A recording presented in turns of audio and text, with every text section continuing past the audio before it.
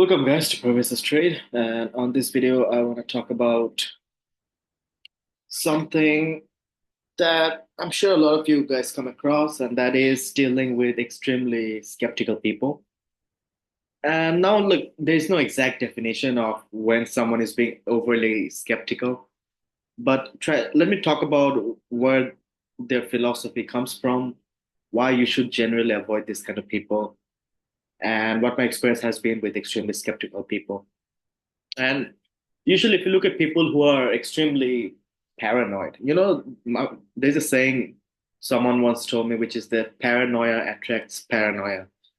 If you're paranoid, you're gonna focus on the minor flaws in an event, in a person, in whatever case.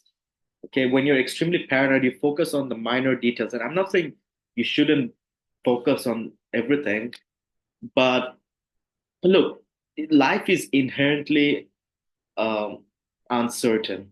It's inherently a bit out of our control. Okay, people who are extremely paranoid want to control how their lives go, and you really can't control it. Okay, that's one of the problems that people who are extremely rigid usually tend to be extremely paranoid, and you'll see that they want to basically control every aspect of how their lives turn out. I'll do my bachelor's, I'll get this job, do my master's, get a promotion, PhD, get a promotion, blah, blah, blah, blah. You know, when people focus on having that level of certainty, that level of control in their lives, um, it comes from a deep level of insecurity. It doesn't come from a secure person. A person who's secure, it doesn't mean he's not going to do anything, but he'll focus on what he needs to focus on. He'll put in the work, and he deep inside, subconsciously, he knows it's going to work out. Okay, because whatever work he's focusing on, he has an ability to excel in that field, whatever that field may be. But people who are extremely paranoid tend to be extremely rigid, tend to focus their lives too much, tend to control their lives too much, and tend to have a lot of certainty in the future. Okay, having your life is going to be inherently unstable, especially in the world we live in. It's changing so rapidly. So people are extremely rigid. When you have a rigid system, it breaks very easily. Rigid things are brittle; they crack and break easily. Especially in an unstable world we live in right now, you can't be rigid. And so yeah, like people who are extremely paranoid usually come from a very tough childhood. They've had it rough, and so that's why they need to have certainty in their lives going forward. And that might have worked in the last few decades, but the world is changing in a rapid pace that having that level of certainty is not going to be beneficial to you. You have to get out of your paranoia, your rigidity, and be more flexible. Be fluid like water. That's what Bruce Lee said, right? And that's 100% true. We're going into a world that's going to be inherently unstable. And Darwin said it best. It's not the strongest that survives, it's not the smartest, it's the most adaptable.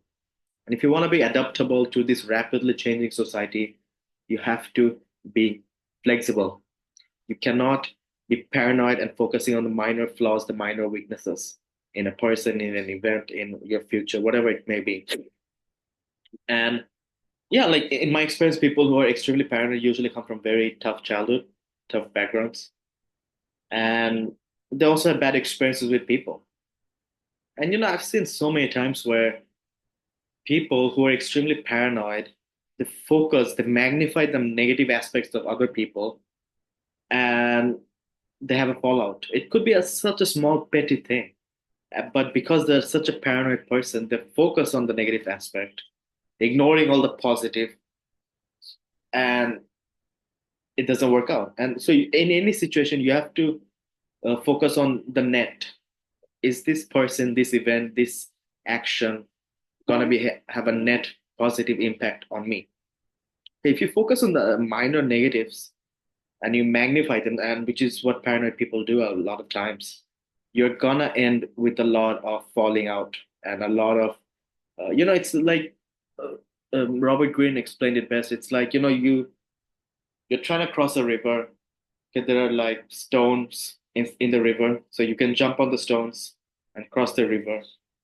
But the stones are slippery, right? So if you jump on a stone and try to stand, and then again jump on the next stone and try to stand a bit. If you're rigid, basically, you're likely to fall. You're likely to slip and fall. But if you're flexible, you just jump and then jump and keep a balance and keep jumping. You're likely to jump the stones and cross the river.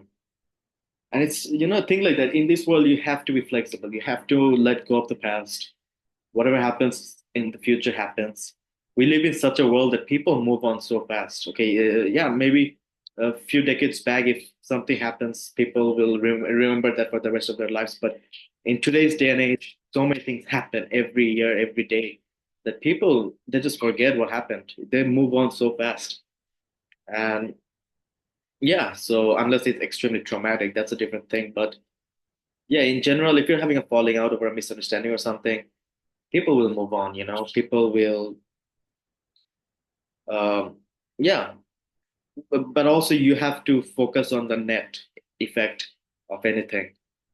And so in this day and age, I think being highly skeptical doesn't work. That doesn't mean you should take everything at face value, but just have the ability to think, to have multiple, to not come to a conclusion is what is a better way to put it. Okay, you don't have to be 100% certain that this is what the news are saying, this is what's happening. At the same time, you don't have to be 100% certain that that's false. It could be a bit of both things. It could be multiple things mixed together. And so the world is extremely nuanced, and the paranoia doesn't work, man. And being paranoid usually leads to a lot of, blowing up a small situation, making a big deal of a small situation is basically what it leads to. And yeah, so like, you have to not be that level of, I know it's hard when you come from a tough childhood, when you come from a tough background, it's gonna be hard. And look, I'm not saying you should avoid people who has a tough childhood, tough background. Usually people who come from tough backgrounds are extremely kind and they understand human nature very well. But in my experience, they are inherently very, very they have trigger points. Okay. They have more trigger points than an average person is the better way to put it. Okay. So it's easy to push their buttons and unintentionally and not even intentionally. And yeah, man, like I've had friends who I still have friends who come from very bad, tough backgrounds. But the thing is, their paranoia gets the best of them in a lot of situations. And also, I can easily see they can easily get triggered over small things because they have a lot of trigger points that were developed through a traumatic childhood. And yeah, so I don't think it's good. Should we avoid people who are extremely paranoid? Not really, but just understand that it's not going to be a comfortable experience. They might be kind, they might be nice people, they might like you, and there might be some level of loyalty and trust, but it's going to be difficult. And time doesn't heal all wounds, to be honest, especially wounds that have been inflicted during childhood. Those wounds don't heal when you grow up. And you might not even be the problem, but if those wounds were inflicted on that person during childhood, that person will have a lot of trigger points that you'll have to avoid. And yeah, like in my experience, it's better to just not get them out of your lives, but not be extremely involved with them either. Just keeping it, average, less than average a bit. Because if you didn't have a healthy childhood, really, I know I shouldn't judge, but if you didn't have a healthy childhood, more often than not, it doesn't work, man. They have way too many trigger points, and you're not gonna make it work. Okay, you can't come and change that person later down the line. And yeah, like I tell people, when you're trying to find someone to spend the rest of your life with, or when you're trying to find people to work in the business with, find people that have a healthy childhood. Okay, because those are people you're less likely to have fallouts with. Okay, just keep that in mind. Okay, and yeah, so just keep that in mind, and yeah, don't be extremely paranoid. Things are gonna happen. You have to let things happen to you. Okay, you're gonna only learn through mistakes, And people who are achieve great things in life usually come from uh, a lot of things happening to them. Okay, so in a way, it's a positive, net positive, because people who have had a bad childhood or who've had tough experiences in their early adult life, they usually end up doing a lot of good things in life because it's trauma that builds a person. Okay, having uh, at the same time, if most of your traumas that come from childhood, then there's a limit. That's what I'm saying. You can have a tough childhood, but still have loving family, loving parents and siblings.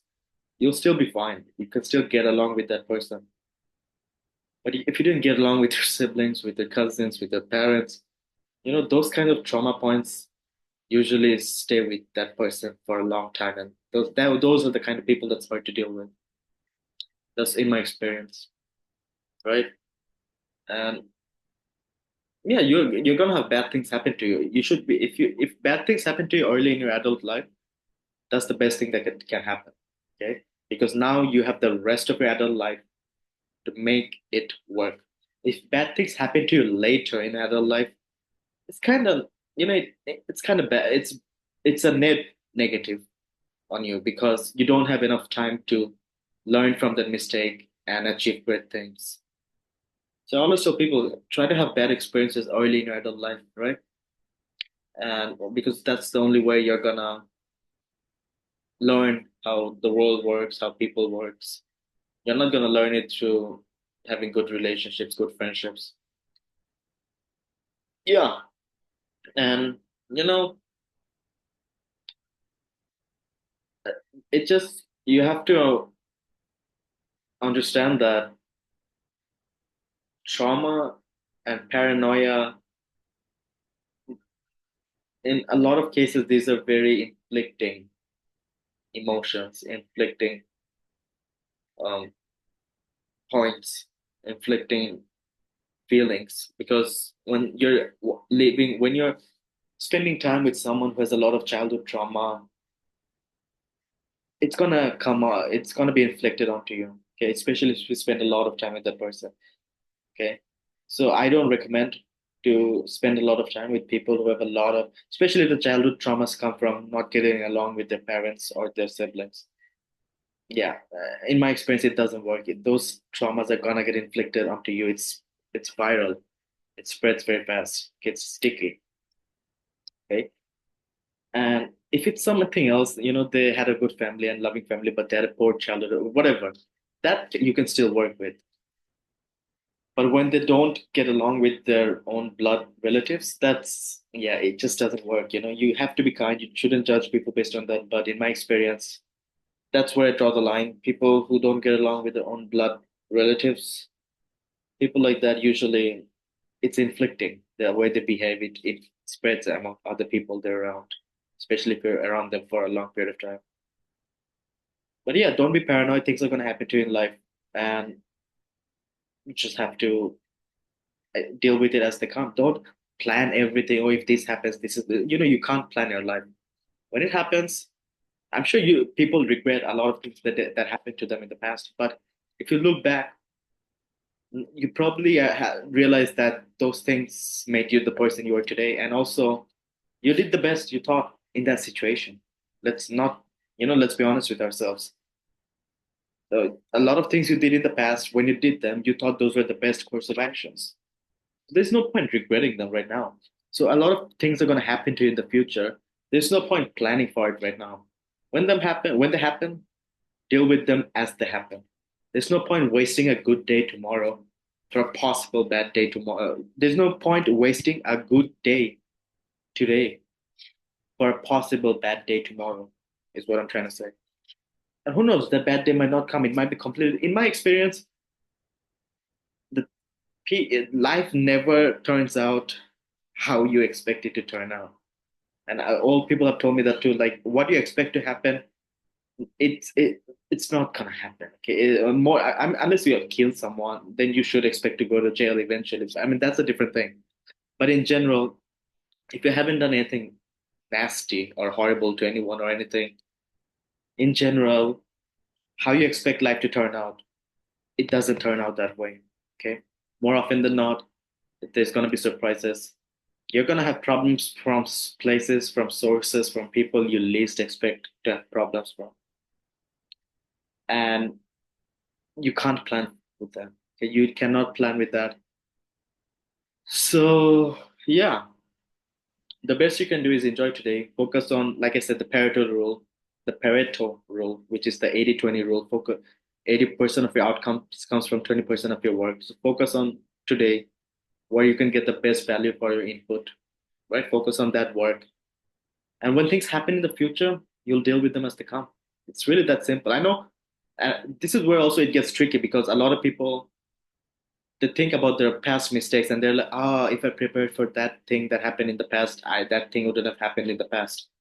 But honestly, though, it's easy to, I mean, hindsight is a B,